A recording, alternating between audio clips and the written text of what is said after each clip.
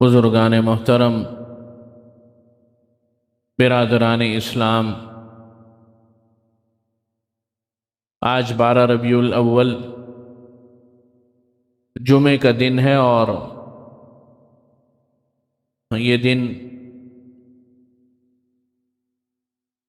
حضور نبی کریم صلی اللہ علیہ وسلم کی ولادت باسعادت کے حوالے سے مشہور و معروف ہے۔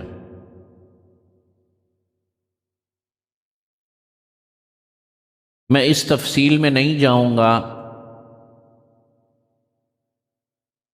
کہ نبی کریم صلی اللہ علیہ وسلم کی ولادت باسعادت اور وفات 12 ربیع الاول کو ہوئی یا 9 ربیع الاول کو ہوئی، وفات 1 ربیع الاول کو ہوئی یا 2 ربیع الاول کو ہوئی یا 12 ربیع الاول کو ہوئی۔ اس میں مورخین اور علماء کا شروع سے اختلاف رہا ہے۔ بہرحال یہ تاریخ مشہور ہو گئی ولادت النبی صلی اللہ علیہ وسلم کے حوالے سے، اور یہ بحث کہ ولادت تھی یا نہیں تھی، وفات تھی، کس دن تھی، یہ علماء کرام کا اور مورخین کا، محققین کا اپنا میدان ہے۔ میرے اور آپ کے سمجھنے کے لیے جو چیزیں ضروری ہیں وہ کیا ہیں؟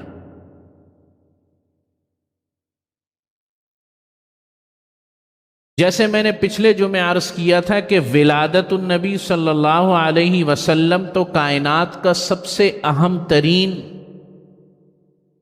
خوشیوں بھرا اور سب سے مبارک ترین موقع ہے، لمحہ ہے، مرحلہ ہے۔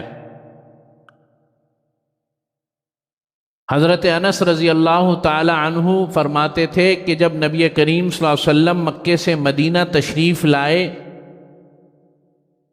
تو ہر چیز روشن ہو گئی، چمکدار ہو گئی، مزین ہو گئی، ہر چیز خوش و خرم ہو گئی، ہر چیز میں برکت اور رحمت اتر آئی کہ ہم اپنی آنکھوں سے مشاہدہ کرتے تھے۔ اور جب حضور نبی کریم صلی اللہ علیہ وسلم اس دنیا سے پردہ فرما گئے، وصال فرما گئے، تشریف لے گئے، تو مدینہ منورہ میں ہر چیز تاریک ہو گئی، ہماری آنکھیں بھی تاریک ہو گئیں، ہماری دل کی دنیا بھی تاریک ہو گئی، اور ہمارے آگے کے منظر بھی تاریک ہو گئے، ہماری دل کی دنیا جیسے بجھ ہی گئی۔ چنانچہ اس چیز میں کہ حضور نبی کریم صلی اللہ علیہ وسلم کی ولادت باسعادت پر ذکر نبی کرنا اور نبی کریم صلی اللہ علیہ وسلم کا ذکر مبارک اور ذکر خیر کرنا، اول تو یہ کہ کسی تاریخ، معین تاریخ کے ساتھ خاص نہیں ہے، بلکہ مومن کی زندگی میں تو ہر دن، ہر لمحہ، ہر گھڑی، ہر منٹ، پورا سال آپ علیہ الصلاۃ والسلام کی سراپا زندگی ہونی چاہیے۔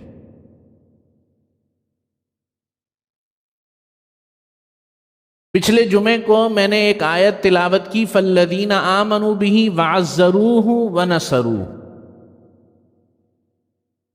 کہ وہ لوگ جو، پہلی بات تو یہ کہ نبی کریم صلی اللہ علیہ وسلم پر ایمان لے کر آئے۔ فلاح یافتہ لوگ کون ہیں، کامیاب لوگ کون ہیں؟ نمبر 1، آمنوا بہ وعزروہ، اور جنہوں نے نبی کریم صلی اللہ علیہ وسلم کی تعظیم کی، ادب کیا، یہاں تک بات ہو گئی تھی۔ اور تیسری بات ارشاد فرمائی ونصروہ، اور جنہوں نے نبی کریم صلی اللہ علیہ وسلم کی مدد کی۔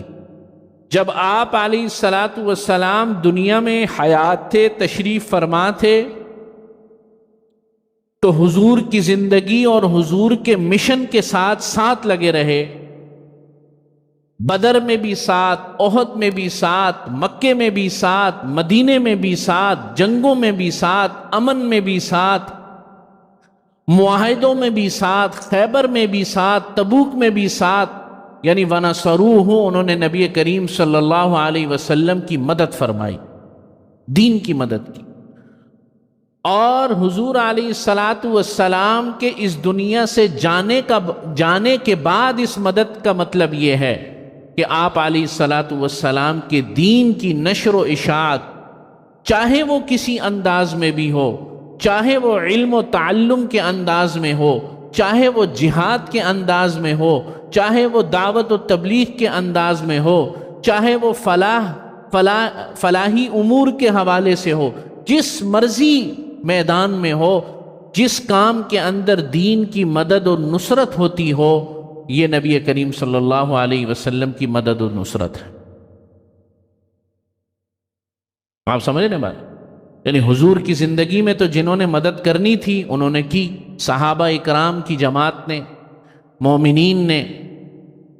اور حضور کی اس دنیا سے تشریف لے جانے کے بعد مدد کا مطلب یہ ہے کہ حضور کے دین کی نشر و اشاعت کسی بھی حوالے سے ہو، کوئی مخصوص انداز نہیں،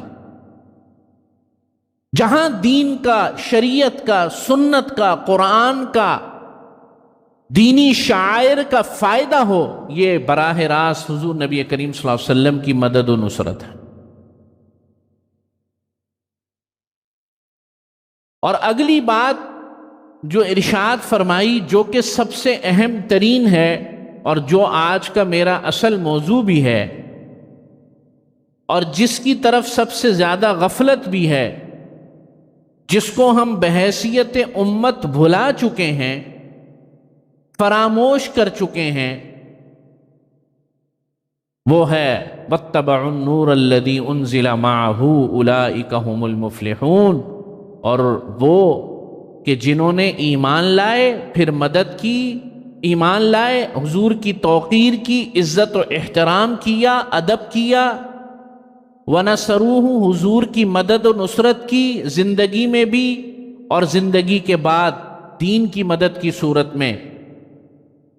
اور چوتھی بات وَاتَّبَعُوا النُّورَ الَّذِي أُنزِلَ مَعَهُ، اور اس نور کی، اس شریعت کی، حضور علیہ الصلاۃ والسلام کے اس پیغام کی، نبی کریم صلی اللہ علیہ وسلم کے اوپر نازل ہونے والی اس کتاب کی اتباع کی. انزل معہ، جو کہ آپ علیہ الصلاۃ والسلام کے ساتھ نازل کی گئی، یعنی کہ کتاب اللہ، اس کی اتباع کی. اور اس کتاب اللہ کی اتباع کے ذیل میں نبی کریم صلی اللہ علیہ وسلم کی، کیوں؟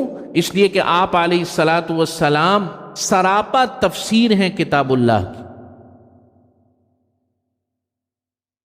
قرآن مجید کی سب سے پہلی تفسیر کون سی ہے؟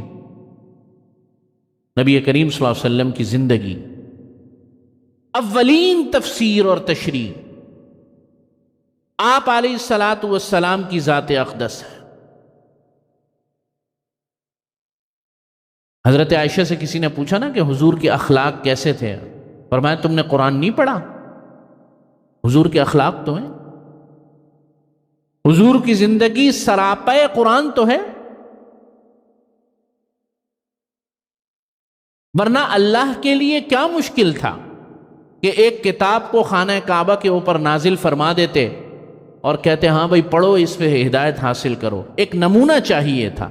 لَقَدْ كَانَ لَكُمْ فِي رَسُولِ اللَّهِ أُسْوَةٌ حَسَنَةٌ، ہم نے رسول اللہ کی زندگی میں تمہارے لیے بہترین نمونہ رکھا ہے. یہ کتاب نازل کی ہے، ساتھ میں اس کتاب کا تمہیں نمونہ چاہیے، پریکٹیکل چاہیے. یہ تھیوری ہے، پریکٹیکل تمہیں دیتا ہوں، وہ حضور کی زندگی ہے. بھائی تھیوری پڑھ کر کبھی بھی کوئی سائنسدان نہیں بن جاتا. آپ تھیوری کی کتابیں پڑھ لیں، کورس کی کتابیں پڑھ لیں، دنیا میں کسی سائنسدان نے اس بات کا دعویٰ نہیں کیا ہوگا کہ بھائی میں سائنسدان پڑھا ہوں، فلاں فلاں فلاں کورس میں نے پڑھ لیا، میں سائنسدان ہوں. سب اس کو بولیں گے پاگل بناتا ہے. جب تک پریکٹیکل نہیں کرے گا، عمل جب تک نہیں کرے گا، جب تک اپنی زندگی میں اس تھیوری کو لے کر نہیں آئے گا، اس کے سائنسدان ہونے کا دعویٰ جھوٹا ہے. تو مسلمان کے مسلمان ہونے کا دعویٰ اس وقت بنے گا کہ جب قرآن کی تھیوری کو پڑھے گا اور اس تھیوری پر حضور نبی کریم صلی اللہ علیہ وسلم کی زندگی کے مطابق اتباع کرے گا، پھر بنے گا مسلمان. تو واتبعوا النور الذی، اتباع ہماری دنیا سے رخصت ہو گئی، امت سے اتباع چلی گئی۔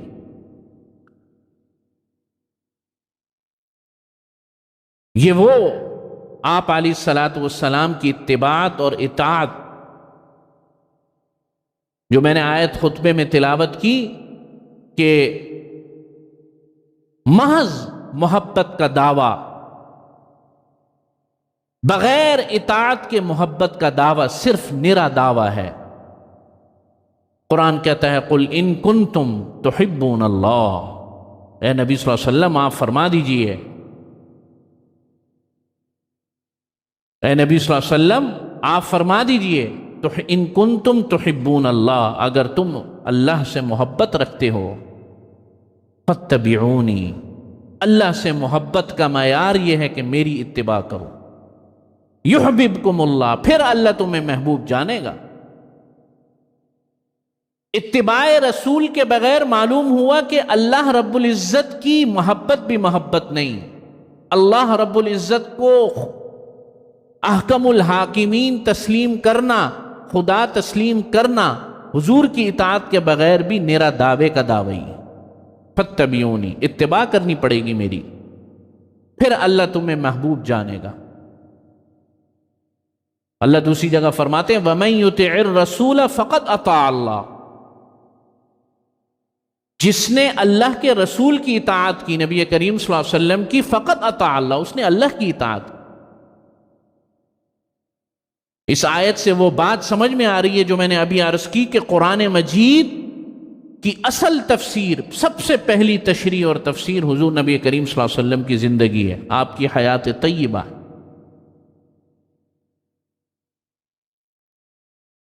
لیکن ہمارے محبت کے دعوے اب محض دعوے رہ گئے، ہم نے چند رسم و رواج کو یہ سمجھ لیا کہ یہ حضور کی محبت کے تقاضوں پر عمل ہو گیا۔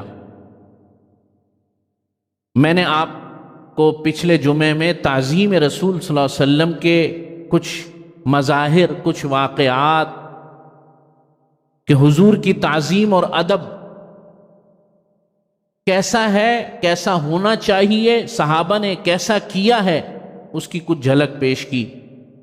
لیکن صرف تعظیم سے کام نہیں چلے گا، تعظیم اور تعمیل، تعمیل نبی اور تعظیم نبی، یہ دونوں ساتھ ساتھ صحابہ نے کر کے دکھایا۔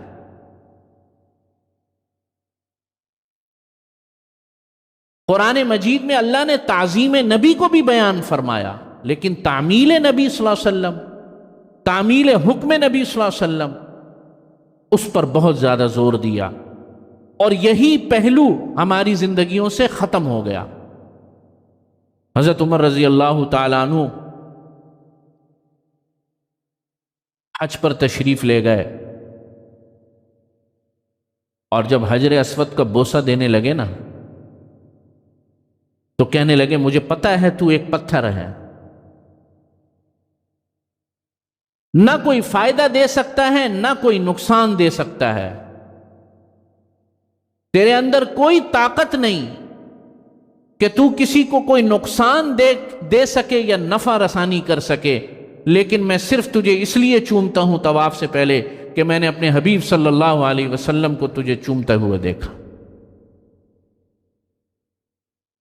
یہ ہے اطاعت، یہ ہے اتباع،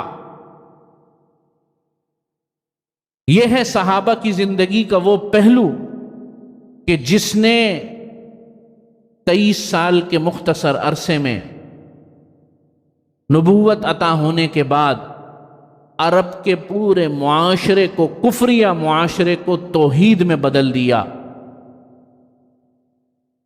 عرب کے پورے شرکیہ معاشرے کو، بت پرست معاشرے کو، ایسے معاشرے کو کہ جہاں بچیوں کو زندہ درگور کیا جاتا ہے، وہ معاشرہ جہاں خانہ کعبہ کی ننگے ہو کر طواف کیا جاتا ہے، وہ معاشرہ کہ جہاں شراب، چوری چکاری، لوٹ مار جائز ہے شیر مادر کی طرح، اس معاشرے کو آپ علیہ الصلاۃ والسلام کی تعلیمات نے اور حضور کی اتباع نے، صحابہ کی اتباع نے 23 سال کے مختصر عرصے میں بالکل یکسر تبدیل کر کے رکھ دیا۔ یہ اتباع کی طاقت ہے۔ یہ کس کی طاقت تھی؟ اتباع کی طاقت تھی۔ صحابہ اکرام کی زندگی میں کوئی چیز اہمیت نہیں رکھتی تھی سوائے اس کے کہ اللہ کے نبی کا حکم کیا ہے۔ خوشی منانی ہے حضور کے طریقے سے، غم کرنا ہے حضور کے طریقے سے۔ ام عطیہ رضی اللہ تعالی عنہ ایک صحابیہ ہیں، ان کے بیٹے کا انتقال ہو گیا، جوان بیٹے کا۔ 3 دن گزر گئے، چوتھے دن انہوں نے کہا خوشبو لاؤ اور میرے نئے کپڑے نکالو، یا صاف ستھرے کپڑے نکالو، کپڑے تبدیل کروں گی، خوشبو لگاؤں گی۔ لوگوں نے کہا بیٹے کا انتقال ہوا؟ فرمایا، نبی کریم صلی اللہ علیہ وسلم نے فرمایا 3 دن سے زیادہ سوگ نہیں ہے، صرف شوہر کا سوگ ہے 4 مہینے 10 دن اگر اس شوہر کا انتقال ہو جائے عورت کے لیے۔ دین اسلام میں سوگ 3 دن سے زیادہ نہیں ہے۔ جو لوگ شہر میں رہتے ہیں ان کو چاہیے 3 دن کے اندر تعزیت کریں۔ ہاں، جو شہر سے باہر ہیں ان کے لیے گنجائش ہے کہ اگر آئیں تو تعزیت کے لیے حاضر ہو جائیں۔ 3 دن کے بعد اپنے معمولات کو جاری کرو گھر میں اگر فوتگی ہو جائے۔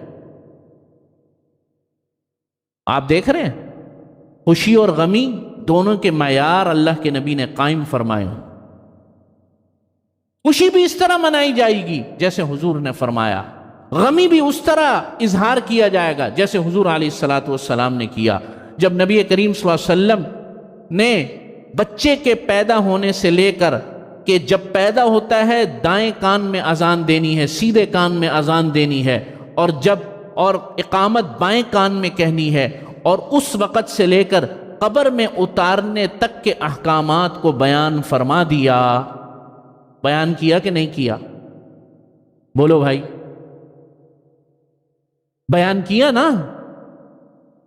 تو خوشی اور غمی کے طریقے بیان نہیں کیے؟ آپ علیہ الصلاۃ والسلام نے اپنے حقوق بیان نہیں کیے؟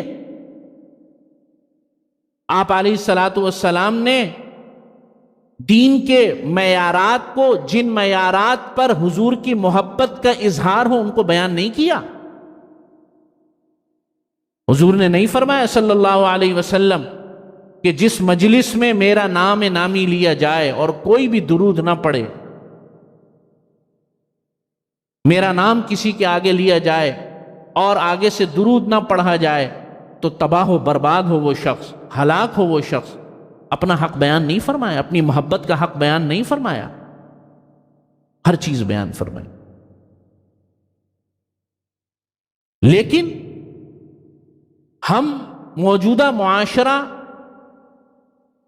اور موجودہ دنیا کے اندر لوگ جہاں دیگر امور کے اندر غلو میں مبتلا ہوتے ہیں، ناجائز امور کے اندر مبتلا ہوتے ہیں، وہاں اس باب کے اندر بھی، اس ضمن کے اندر بھی لوگ بعض ایسے امور میں مبتلا ہوتے ہیں کہ جن کا دین سے، شریعت سے کوئی تعلق نہیں۔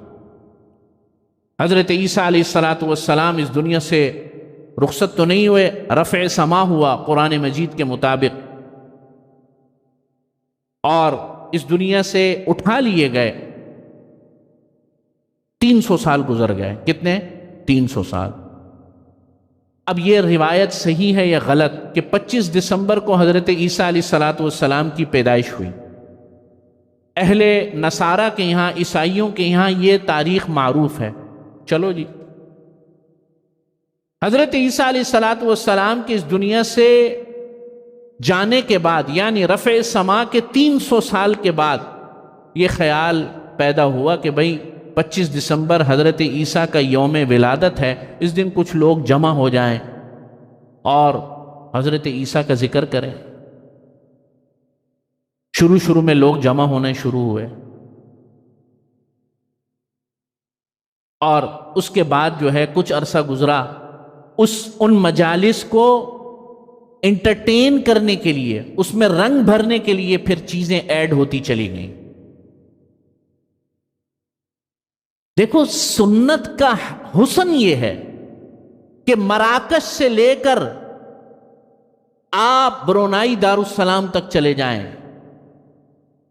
اور جناب ہندوستان سے لے کر آپ جناب دنیا کے افریقہ کے اندرونی اسلامی ممالک تک چلے جائیں، سنت کا حسن یہ ہے کہ سنت ہر جگہ ایک جیسی رہتی ہے۔ آپ سمجھ رہے ہیں بات؟ سنت کی خوبصورتی یہ ہے کہ سنت کا معیار ہر جگہ ایک جیسا رہتا ہے۔ بدعت اور دین میں خرافات کا سب سے بڑا المیہ اور سب سے بڑا ضرر یہ ہے کہ وہ ایک جگہ ٹکتی نہیں ہے، اس کی کیفیت ایک جگہ ایک جیسی نہیں ہے۔ الجزائر میں ایک جیسی الگ ہے، ہندوستان میں الگ ہے، پاکستان میں الگ ہے، اس لیے کہ ثابت شدہ عمل نہیں ہے۔ آپ سمجھ رہے ہیں میری بات؟ اور اس کے اندر مسلسل اضافہ ہوتا رہتا ہے۔ سنت میں کبھی اضافہ ہوا ہے؟ ایک عمل سنت ہے، نبی کریم صلی اللہ علیہ وسلم نے فرمایا کہ بھائی مثال کے طور پہ ٹخنوں سے اوپر رہے شلوار، یہ اس کا کم سے کم معیار ہے۔ کسی کو دیکھا ہے یہ کہو اور لوگوں نے بھی کہا کہ میں گھٹنے تک کروں گا کیونکہ یہاں تک ہے میں تو اور زیادہ کر رہا ہوں تو یہ بڑی سنت ہے؟ نہیں، سنت نہیں کہلائے گی، اب تو بے وقوفی کہلائے گی۔ آپ سمجھ رہے بات؟ سنت کا حسن یہ ہے کہ سنت ہر جگہ ایک جیسی رہتی ہے، اور بدعت کی سب سے بڑی ضرر رسانی یہ ہے کہ بدعت بدلتی رہتی ہے، بدلتی رہتی ہے، بدلتی رہتی ہے۔ تو دیکھو کیسی بدلی آج کہ دنیا میں پورے سال جتنی شراب پی جاتی ہے صرف 25 دسمبر کرسمس کے دن اتنی شراب پی جاتی ہے۔ کس کے نام پر؟ حضرت عیسیٰ علیہ الصلوۃ والسلام کے نام، نبی کے نام پر۔ نبی کے نام پر دنیا میں سب سے بڑی عیاشی ہوتی ہے۔ بدلا نا زمانہ، بدلتے بدلتے سنت سے، نبی کی تعلیمات سے ایک دور عمل شروع کیا انہوں نے، پہنچتے پہنچتے 2023 تک کہاں پہنچ گیا۔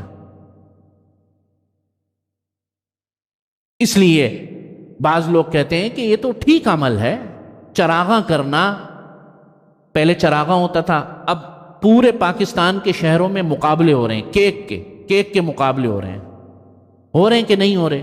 بھائی ہو رہے ہیں کہ نہیں ہو رہے؟ میں کوئی جھوٹ بول رہا ہوں؟ اخباروں میں نہیں آتا گجرانوالا والوں نے مثال کے طور پہ 42 من کا کیک نکال کے عالمی ریکارڈ قائم کر لی۔ وہ 42 من کا کیک تو نکالا لیکن 5 فٹ کے جسم پر دین کو نافذ نہیں کیا، اللہ کے نبی کی سنت کو نافذ نہیں کیا۔ آپ سمجھ رہے ہیں بات؟ وہ آج کل ایک کلپ بڑا مشہور ہوا ہے 5-6 دن سے، وہ ہندوستان کا کوئی احمق اور انتہائی کوئی دین سے اور علم سے اور سنت سے بے بہرہ قسم کا انسان، وہ کہتا ہے، اور اس کے آگے پیچھے لوگ بھی بیٹھے ہوئے نا، وہ کہتا ہے کہ شربت اور ملیدہ اور جناب فلاں فلاں فلاں فلاں فلاں اور کھچڑا وغیرہ اور جناب یہ چراغاں اور یہ سب بدعت ہے۔ تو میں نے پوچھا بھائی کیوں بدعت ہے؟ کہ اس لیے کہ نبی کریم صلی اللہ علیہ وسلم کے زمانے میں نہیں تھا۔ تو پھر میں نے جواب دیا کہ بھائی تم بھی تو حضور کے زمانے میں نہیں تھے تو تم بھی ناجائز ہو، یہ اس کی دلیل ہے۔ یہ کیا ہے اس کی؟ اور آس پاس لوگ جتنے بیٹھے ہوتے ہیں وہ ہنستے ہیں زور سے، واہ واہ واہ واہ، حضرت نے کیا دلیل ارشاد فرمائی۔ آپ دیکھ رہے ہیں اس احمق کو یہ نہیں پتا کہ بدعت جو ہے اس عمل کو کہتے ہیں کہ جس عمل میں ثواب کا پہلو آ جائے۔ اب ضروری ہے کہ اس عمل کو نبی کریم صلی اللہ علیہ وسلم، صحابہ اکرام اور خلفائے راشدین اور دین کے اہم ترین جو مراجع ہیں ان سے ثابت کرنا ہوگا۔ آپ اپنے گھر پر چراغاں کریں، لائٹیں جلائیں، کون منع کرتا ہے؟ لیکن جب آپ یہ کہیں گے کہ 12 ربیع الاول کو چراغاں کرنا عبادت ہے، اب آپ کو یہ ثابت کرنا پڑے گا۔ جب آپ یہ کہیں گے کہ کیک کاٹنا، آپ اپنے گھر میں کیک بنائیں اور ذرا ہمیں بھی بھیجیں انشاءاللہ دیگر دنوں میں، ہم خوش ہوں گے بھائی ہدیہ لے کر۔ لیکن جب آپ یہ کہیں گے کہ یہ کیک بنانا باعث ثواب ہے، تو اب ثواب کسی چیز کے ثواب ہونے یا نہ ہونے کا اختیار محمد رسول اللہ صلی اللہ علیہ وسلم کے علاوہ اور کسی کو نہیں۔ اسے کہتے ہیں بدعت۔ جب آپ اپنے گھر کے اندر بھائی جھنڈے لگائیں، پاکستان کا جھنڈا لگائیں، اپنی جو آپ کی سیاسی جماعت ہے جس سے آپ ایفیلیشن رکھتے ہیں کوئی بھی ہو لگاؤ، ناجائز حرام نہیں ہے، اپنا جھنڈا بنا کے خود لگاؤ، اپنی پارٹی کا جھنڈا بنا کے خود لگاؤ، کوئی منع نہیں ہے۔ لیکن جب آپ یہ کہو گے کہ یہ جھنڈا لگانا میری چھت کے اوپر عبادت ہے، ثواب کا باعث ہے، مستحب ہے، تو اب تمہیں یہ عمل جو ہے اللہ کے حضور صلی اللہ علیہ وسلم کی زندگی سے یا صحابہ کی زندگی سے ثابت کرنا پڑے گا، اس لیے کہ اگر نہیں کرو گے تو پھر تم یہ دعویٰ کرتے ہو کہ حضور علیہ الصلوۃ والسلام اور حضور کے ساتھیوں کو اور حضور کے تربیت یافتہ لوگوں کو اس ثواب کا علم نہیں تھا، تمہیں علم ہے۔ حضور کے تربیت یافتہ لوگوں کو اس ادب کا علم نہیں تھا، اس محبت سے وہ بے بہرہ نعوذ باللہ رہ گئے تھے، ہمیں علم آ گیا۔ بھئی یہ ہے چھوٹی سی بات، لوگوں کی سمجھ میں نہیں آ رہی۔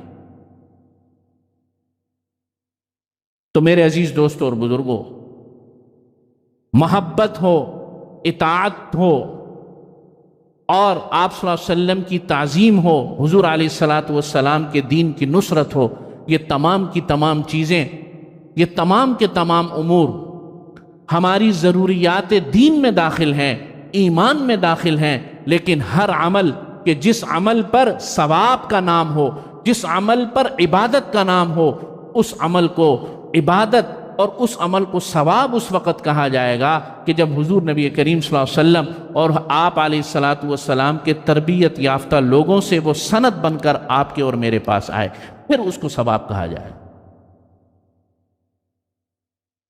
یہ بات اللہ رب العزت ہم سب کو سمجھا دے اور اتباع رسول کی کامل توفیق ہم سب کو نصیب فرما دے، اور آپ علیہ الصلوۃ والسلام سے سچی محبت ہم سب کو نصیب فرما دے۔